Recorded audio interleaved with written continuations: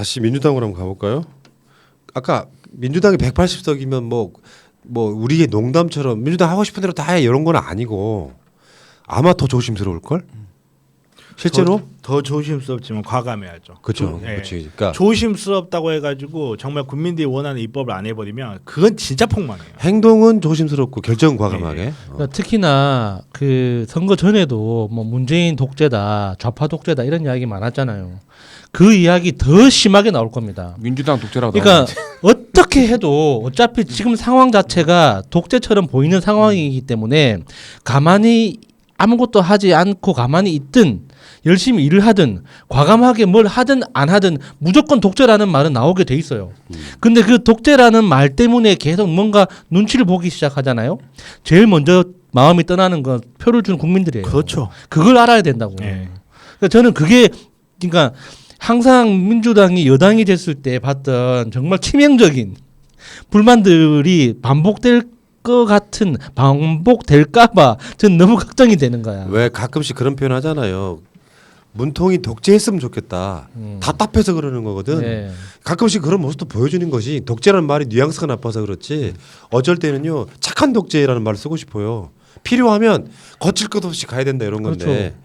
야 민주당이 180석이 되면요 일단 상임위원회가 16개인데 그중에 맥시멈 11개 상임위원장을 가질 수 있답니다. 법사위도 갖겠네 우리가 그러면요. 가장 원하는 바죠. 그러니까 그거는 그 저쪽에서 어떻게 협상을 하느냐에 따라서 달라질 테지만 사실 이제 180석 정도 가졌으면 이제 법사위의 위상을 조정을 해야죠.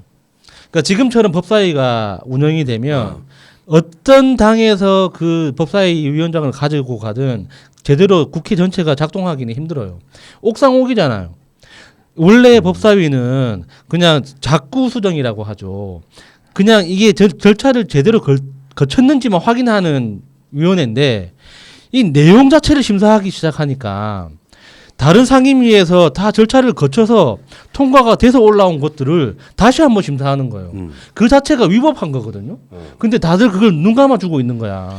그 자체를 위법하다고까지는 보기 어렵고 너무 자기의 직권을 남용하는 건데 그 자체 위법하다. 근데 아무튼간에 그거는 여상규 위원장이 너무 좀 심하게 막 나간 거죠. 그리고 어떻게 보면 민주당이도 거기에 책임을 좀 있는 게 법사위원을 왜 양보를 해가지고. 근데 제가 갑자기 이야기를 한 게 그러니까 여상규라는 사람 이야기를 한 게 사실 저쪽 세력에서는 어느 그 위원장이 된다고 하더라도 자기가 가지고 있는 권한 내에서 부릴 수 있는 행패는 다 부릴 거예요. 그게 법사위 위원장이기 때문에 법사위의 행패를 우리가 유독 두드러지게 본 것일 뿐이지 얘네들은 아무튼 간에 무슨 위원장을 해도 다 행패는 부릴 거거든요. 그러니까 경계를 항상 이렇게 걷어서는 안 되는 거예요. 항상. 근데 이게 지금 법사위 위원장만 막 16개 중에 11개를 가져오는 게 아니라 법사위 구성도 3분의 2가 되는 거잖아. 평균적으로 그럴 거 아니야. 그렇죠. 그런 거 재미를 좀 보는 것 같고 어찌됐건 거기다 하나 더 재밌는 게 생각지도 못했던 거네. 확 따라오네. 보통 이제 국무총리나 뭐 대법관이나 이렇게 대법원장이나 또는 헌법재판소장이나 표결해야 되는 대상들이 있잖아요. 인사청문회. 청문회하고 이제 국회 본회의 표결해야 되는 대상들이 네. 있어. 막 임명하는 사람도 있지만 장관들은 그거 다 무조건 통과야. 그렇지 생각해 보니까. 그래서 뭐 다른 야당에다가 막 손 벌려서 표 좀 주십시오 안 해도 되는 거야. 한번 헌법재판소장 날아갔었죠. 그렇죠. 부결됐다고. 예. 그때 어마어마하게 쇼크를 먹었었는데 그 문재인 정부 집권 초기였음에도 불구하고 지금은 전혀 그럴 필요가 없다는 거. 180석이면 정말로 독재를 하면 안 되겠지만 독재하고 싶으면 독재할 수도 있는 게 180석이에요. 법을 통과시키고 싶으면 모든 법안을 패스트트랙에 올리면 됩니다. 패스트트랙에 올릴 수 있는 숫자가 몇 명이다? 180명. 그리고 제가 말씀드렸다시피 이 패스트트랙에다가 국회 선진화법 개정법안을 올려볼 수도 있어요. 그러네. 네. 그런 결론은 미통당하고 미래한국당은 군소정당이네. 그러니까 아무것도 못 하는 거예요. 근데 군소정당이네. 아무것도 못 하는데 문제는 민주당이 너무 착해요. 독재를 안 해. 그러니까 이제 뭐 어떻게든 뭐 들어 눕건 또 팩스를 찍건 또 무슨 짓을 해서건 자기네들이 할 수 있는 분탕은 다 칠 거예요 아마. 그러니까 그거를 경계해야 되고 그것도 그 과정에서 또 이제 이렇게 민심을 또 안 살필 수 없잖아요. 여론이라는 게 형성이 네. 되는 부분이 있으니까 이제 하는데 이제 과감하게 정말로 우리가 국민들이 정말 우리는 이것 때문에 국민들이 뽑아줬다 하는 입법 사항도 있잖아요. 공수처라든지 뭐 선거법 개혁이라든지 적폐청산이라든지 이런 부분들에 대해서는 정말 과감하게 좀 확 밀어줘 버릴 필요도 있다는 거죠. 근데 그쪽 분명히 그 원 구성 협상에서 국회의장이 민주당이 오는 건 당연한 거잖아요. 예. 법사위원장만큼은 어떻게든지 안 뺏기려고 별 지랄 이연병을 다 할 거야. 그러겠죠. 네. 왜냐하면 그런 논리가 생기죠. 180석인데 민주당 국회의장이지 출신.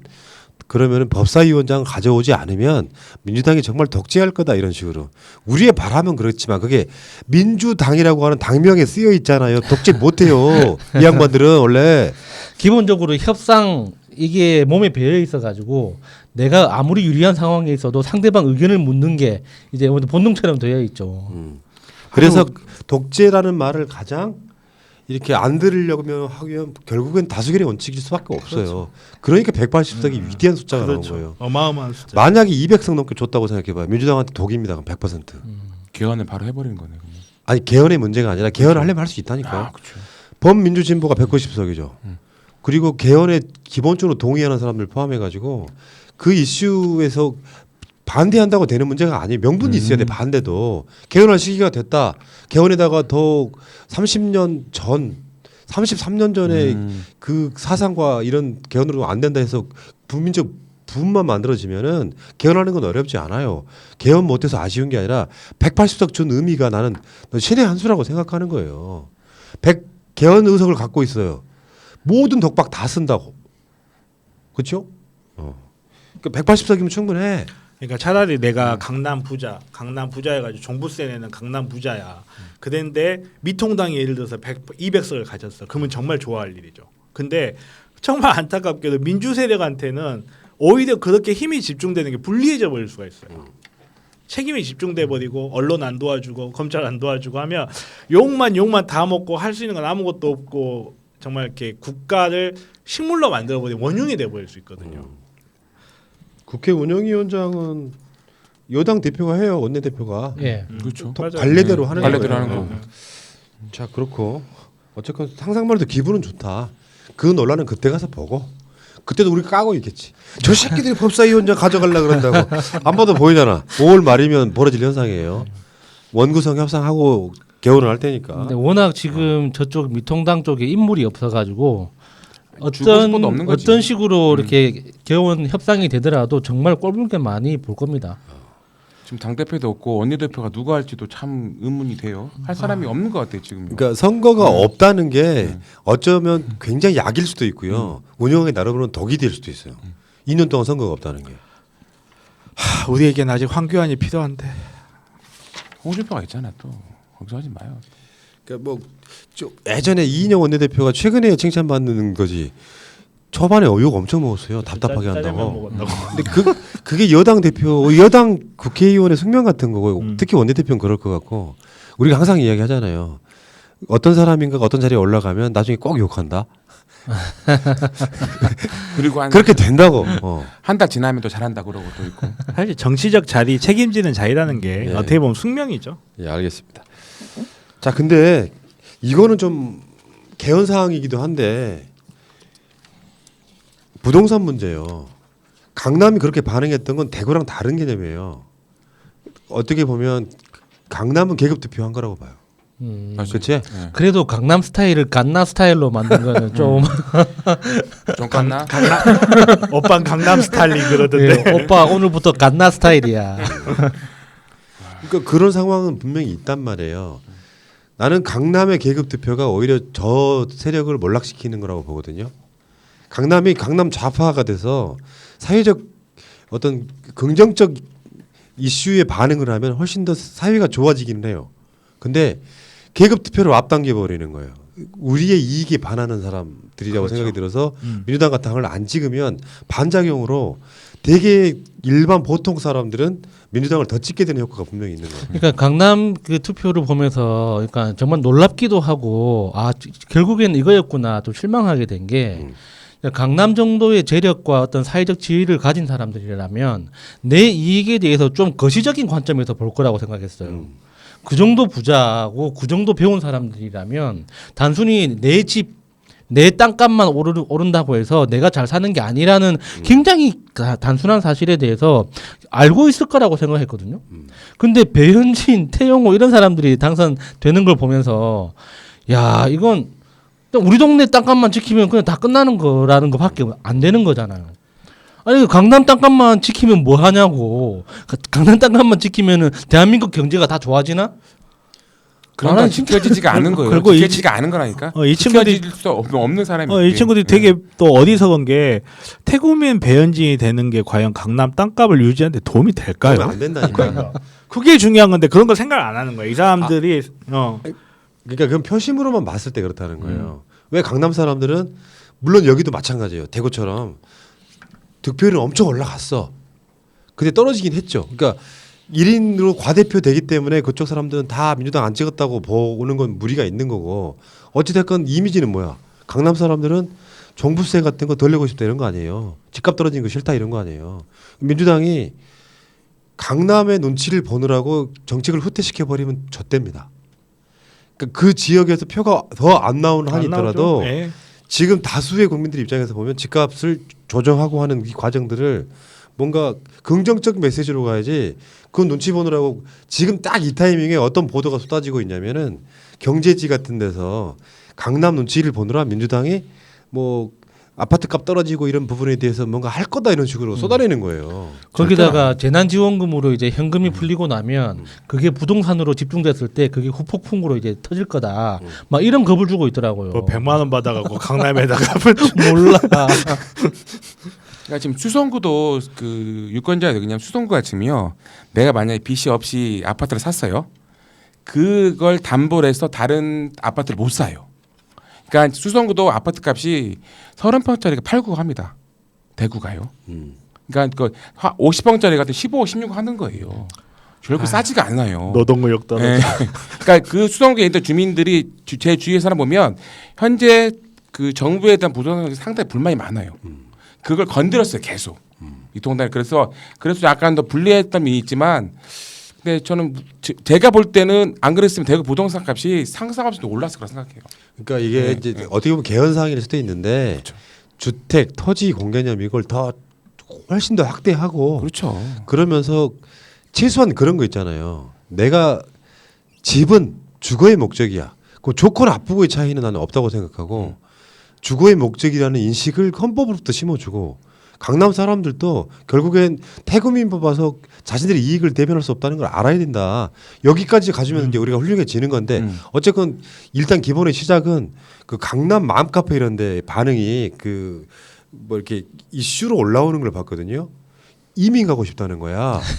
미통당이 져서 저런 사람들이 실제로 강남의 젊은 세대의 맘카페 일원일까 난 그런 생각해봤거든요. 저는 그렇게 생각. 일본으로 가려고 그러나? 아니 사실 저도 이제 주변에 그런 분들이 많이 있는데 강남에 이제 살고 있는 게 뭐 부모님이 교수님이고 부모님 두 분 다 교수님이고 본인은 변호사고 아무튼 남편은 사업을 좀 크게 하고 있고 이런 친구들하고 몇 번 이야기를 해본 적이 있는데 그 친구가 그런 이야기를 하더라고요.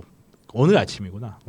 그 친구가 그런 걸 도대체 누가 썼는지 모르겠다는 거예요. 자기도 맘카페에 들어있는데 그 자기는 뭐 그런 거 없다. 솔직히 맘카페 엄마들은 애기들 학원이 언제 열리는지가 궁금하지. 뭐 지금 뭐 총선 결과 어떻게 됐고 이런 거 별로 관심 없다. 누가 그렇게 어쩌면 어떤 사람들 자기네들 관심 있는 한두 사람들이 그렇게 올려서 관심 있는 몇몇 명 사람들이 공유했을지 모르겠지만 대부분 사람들은 그런 관심 없고 그 친구가 한 말에 저는 되게 가슴에 와닿는 게 뭐였냐면 진짜로 돈 있는 인텔리들은 어떤 정권이 들어오면 신경 안 쓴다는 거예요. 신경 쓸 필요가 없다라고 생각해요. 맞아요. 네. 그래서 그게 정말 진짠가 그게 약간 주작 아닌가 좀 그런 느낌도 좀 들었고 근데 이제 단절이 돼 있는 건 사실이잖아요. 그리고 그런 경제적인 것에 대한 민주화 열망이 있는 것도 사실이고 근데 꼭 그런 식으로 강남 사람들하고 우리하고 이렇게 분절을 시키는 게 과연 옳은가 하는 맞아요. 의문은 좀 생겨요. 그러니까 이게 그 강남에서 그게 이슈였던 건 사실이거든요. 아파트값, 뭐 종부세 이런 것들이었다고. 근데 실제로 진짜 보수적인 사람들, 건강한 보수들은요, 집값 떨어지길 바라고요, 세금 많이 내고 싶어하고요. 간단히 말하면 젊은 문화가 세상을 이렇게 만드는 측면도 있어요. 젊은 문화가. 대구도 마찬가지라고 하는데 이제 그 이야기를 한번 연결해서 해보려고 그러는 거죠. 예를 들어서 대구에 사는 보통의 소시민들 입장에서는 민주당 찍는 게 훨 나아. 어떻게 해서 훨씬 낫다고. 대구 경북 쪽으로 가면 일반 서민들 농민들은 훨씬 더 나아. 쉽게 표현해서 대구에 수성에 계시는 분들은 표가 다르다는 거지. 무슨 느낌인지 알죠? 대구 한번 이야기해봐요. 그러니까 여러분들이 대구에 대해서 이렇게 오해하는 게 뭐냐면 대구는 전통적으로 산업 도시예요. 대구에 있는 사람들은 뭐냐면 그리고 대구는 모임이란 건 상당히 중요시 여기고요. 5인 미만 10인 미만의 공장들이 무지 많습니다. 그러니까 평생을 거기에서 사장과 내가 같이 이루어지는 거죠. 근데 그러니까 다른데 소비 도시가 아니고 지금도 뭐냐면 대구 사람들은 옛날로 가고 싶어해요. 언제 가장 좋았냐? 제가 살고 있는 데가 옛날에 제가 있는 작업실이 대한방귀자리예요. 바로 옆에 있는 블록은 그 제일모직 자리고요. 근데 그 동네가 제일모직하고 대한방귀에서 내가 가장 활성화돼 있던 거죠. 아 일자리도 많고 일자리도 많고 활성화되고 친구들을 많이 놓고 술 먹고 끝나면 월급날에 그러니까 예전에 구미에서 LG 디스플레이가 월급날이잖아요. 대구가 들썩였어요.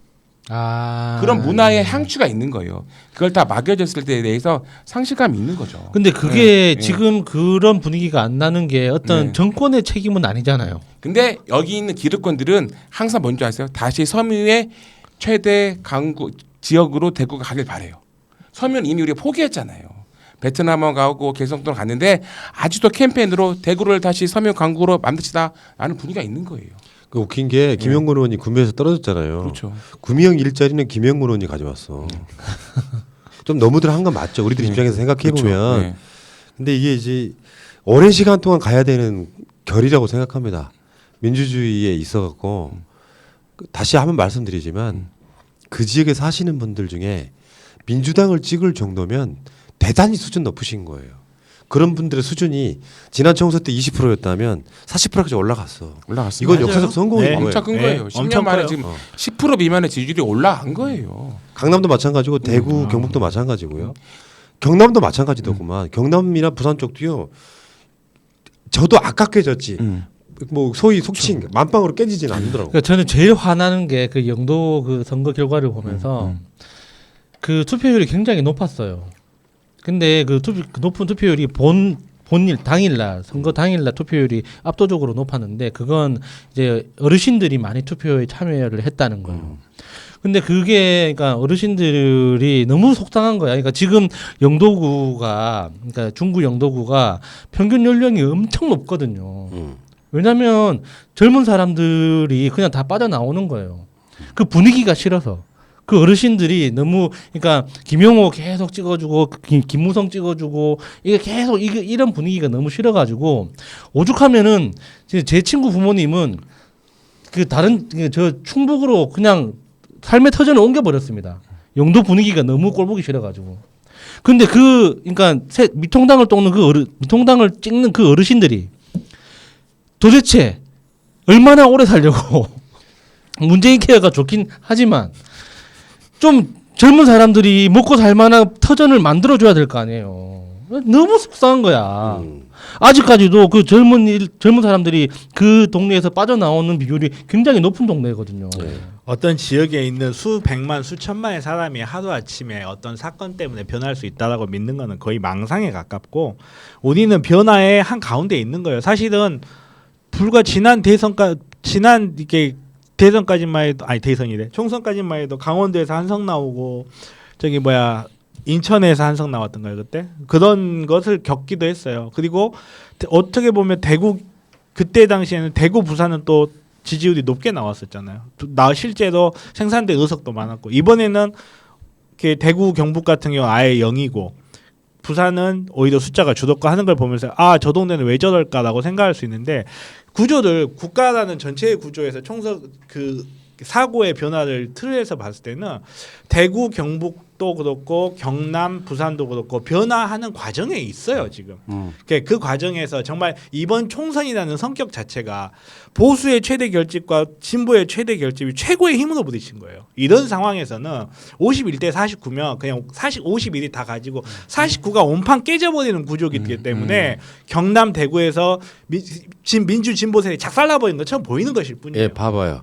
그러니까 내가 그 이야기를 곰곰이 한번 봐서 데이터를 봤는데 그쪽에 당선자 수는 줄었어. 네. 근데 총 득표수는 올라갔어요. 예, 맞아요. 이 현상을 굉장히 중요하게 봐야 되고요. 여기 그렇게 되면 어떻게 되냐면은 대략 떨어진 사람들도 지지율이 40%에 육박하거나 45%까지도 있단 말이에요. 그러면 다음 총선 때 그쪽에 출마하는 사람들이 많아져요. 그렇죠. 많이 오죠. 그러니까 쉽게 표현하면 밭을 갈고 씨를 뿌려놓은 거예요 이게. 그러니까 너무 절망하거나 미워하지 마시라는 말씀드리고요. 우리 사드 성주 때 제가 그때부터 지금까지 해왔던 이야기 일관되게 그거예요. 거기서 20% 정도 나왔어. 그전에 5%도 나오던 지역이에요. 네. 20% 나온 분들이 얼마나 고맙습니까? 더 지금 올라갑니다. 조금씩. 대구에서는 미래통합당이 그 가져갈 수 있는 마지막이라고 생각해요. 네, 맞아요. 인천도에 이게- 있는 구청장 선거, 시장 선거에서 180석이 민주당이 대구한테만 더 밭을 잘 갈아주시고 지원한다면 충분히 더 좋은 사람이 나올 수 있어요. 이게 진짜로 재밌는 게 뭐냐면 이거는 우리 세력은 점점 넓어지고 있는데 얘네들은 이번 판에 반성을 못하고 넘어갈 거거든요. 그렇죠. 그러면 얘네들 역시 대구에 하고 자기네들 하던 대로 계속 한단 말이야.